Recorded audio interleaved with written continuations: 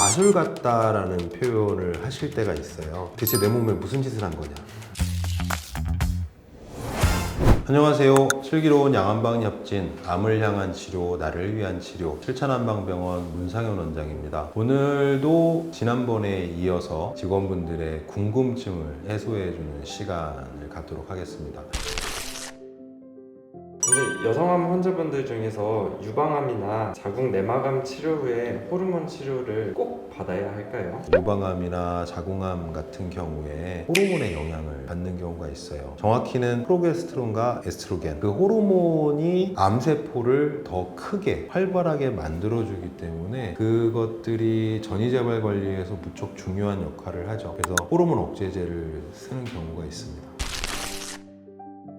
근데 호르몬 치료 받으신 분들 얘기를 들어보면 여러 가지 부작용들에 대해서 많이 말씀하세요. 이런 부작용에 대해서는 어떤 관리가 들어가야 할까요? 부작용이라고 표현을 하기는 하지만 어떻게 보면 되게 자연스러운 현상이에요. 갱년기 증후군이라고 들어보셨을 텐데 여성 호르몬이 억제되는 상황은 말 그대로 폐경을 하는 상황이거든요. 그러니까 호르몬 분비가 안 되도록 하는 약이니까 호르몬 분비가 줄어들거나 없어지게 되는데, 그러면 보통 40대 후반에서 50대 초반에 나타나는 폐경이 이루어지는 거고, 그로 인한 갱년기 증후군이 생기는데 약으로 만들어지기 때문에 약을 복용하는 동안 내내 지속되게 되고요. 또한 실제로 40대 후반에서 50대 초반이 되는 폐경을 할 나이가 되면은 훨씬 더 증상이 심하게 되죠. 갱년기 증후군에 대해서 먼저 이해가 필요한데, 갱년기 증후군은 여성들에게 물이 부족해지는 상황이라고 보면 돼요. 안구 건조, 구강 건조, 관절 활액 결핍이라든지 질건조 같은 건조증들, 피부 건조도 생기고요. 그러다 보면서 급격히 노화가 진행하는 시기이기 때문에 관절통이 나타나는데, 대부분 제일 많이 쓰는 아로마타제 억제제라는 약, 타목시펜이라는 약이 제일 많이 쓰여지는데, 그 약의 경우에 가장 대표적인 부작용이 관절통이에요. 그러면 이제 퇴행성 관절증이 심하게 나타난다, 이렇게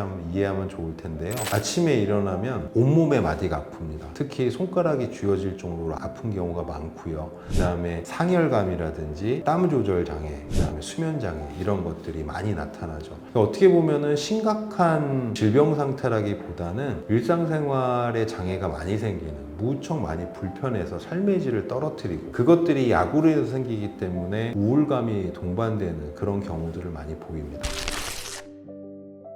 그러한 증상들이 너무 심하면 치료를 중단해야 될까요? 양날의 칼이죠. 호르몬 억제제를 먹지 않았을 경우에 여성 호르몬 분비량이 다시 늘어난다면 호르몬 양성암의 경우에는 암세포가 다시 자라기 좋은 조건이 만들어지거든요. 그렇다고 해서 그냥 놔두면 또 너무 삶이 우울하죠. 이렇게 살아서 무엇 하나라고 말씀하시는 분들이 간혹 있어요. 타목시펜, 아로마타제 억제제, 그 외에 다른 약들을 함부로 끊기는 어려워요. 그래서 다른 방법으로 조절을 합니다. 처음에 제가 말씀드렸을 때 물 부족 증상이다 라고 말했잖아요. 그래서 진액을 보충하는 방향, 순환을 개선하는 방향, 그 다음에 관절 건강을 개선하는 방향의 치료들을 병행을 하게 되는데, 실제로 그런 사례가 있었어요. 여성암 환자분이고 타목시펜을 드시는데 너무 관절이 여기저기 너무 많이 아파서 약을 끊고 싶어 하는 분이 있었어요. 그래서 제가 2주만 한방 치료를 좀 해보자. 약침 치료, 침 치료, 추나 치료,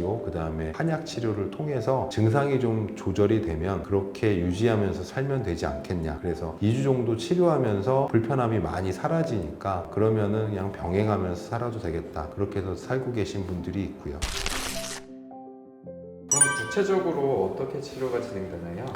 단계적으로 접근할 수 있는데요. 그래서 첫 번째 통증 관리는 기본적으로 기혈순환을 촉진하는 것이 가장 중요합니다. 순환장애가 기본이라고 봐야 되거든요. 물이 줄어든다는 건 피로 줄어들고 뭐 조직액도 줄어들고 관절 활액도 줄어들고 몸에 여기저기 있는 물들이 부족하다는 얘기예요. 우리 몸의 물들은 기본적으로 혈액을 통해서 공급되고 생성이 되기 때문에 순환을 개선시켜주면 물 부족 현상들이 많이 개선이 됩니다. 그거를 위해서 한약을 쓰기도 하고 하고요. 약침을 쓰기도 하고 침뜸 치료를 병행하기도 합니다. 물론 저희는 협진병원이니까 도수 치료도 크게 도움이 되죠. 뭐 약물 치료를 양약도 쓰긴 하지만 진통제 같은 경우에는 상당히 좀 일시적이기 때문에 사용을 최소화하고 근본적인 문제 해결을 위해서 한방 치료를 중심으로 하고 있습니다. 두 번째는 자율신경계 이상 증상인데요. 열이 오르고 땀이 나고 잠을 제대로 못 자고 가슴이 두근거리고 이런 것들이 생길 수가 있는데, 자율신경절에 직접적인 자극을 주는 치료라든지 아니면 심담이라고 표현하는데, 우리 몸의 자율신경계를 관장하는 장기는 심장과 담이에요. 한의학적인 접근이기는 한데요. 심담을 안정시키는 한약 처방이 그런 자율신경계 이상이나 심리적인 문제에도 크게 도움이 됩니다.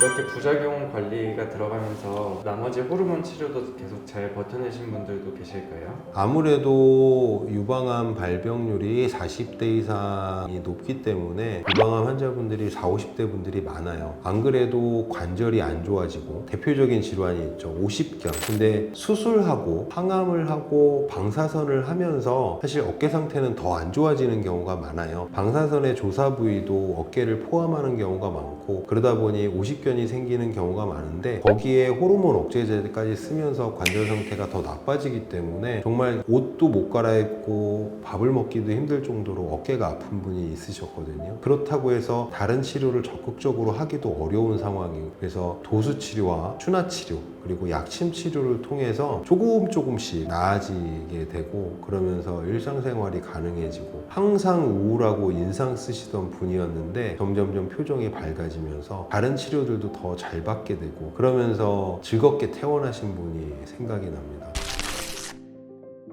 그런 분들께 혹시 들었던 말씀 중에서 가장 보람찼던 말이 있을까요? 환자분들이 한방 치료를 경험해 보신 분들이 생각보다 많아요. 그래서 뭐 어떻게 치료하는지, 치료가 되는지 이렇게 의문을 갖는 분들이 많은데, 그런 분들이 한방 치료를 받으면서 마술 같다라는 표현을 하실 때가 있어요. 주로 이제 추나요법이나 약침 치료를 할 때 그런 경우가 많은데, 물론 침 치료도 그럴 때가 있죠. 손가락이 쥐어지지 않았는데 추나를 받고 나서 바로 쥐어진다든지, 아니면 약침 치료를 받고 나서 통증이 깨끗이 사라진다든지, 말 그대로 병원에 들어올 때와 나갈 때 확연히 다를 때 마술 같다, 대체 내 몸에 무슨 짓을 한 거냐, 이런 말씀을 하실 때 되게 보람차죠. 제가 그런 얘기를 합니다. 그래서 내가 잘한다기보다 한방치료가 그렇게 우수하다, 그게 양방치료랑 병행될 때 더 큰 시너지를 내기 때문에 협진치료를 꼭 잘 받으시라, 그렇게 말씀을 드리고 있습니다.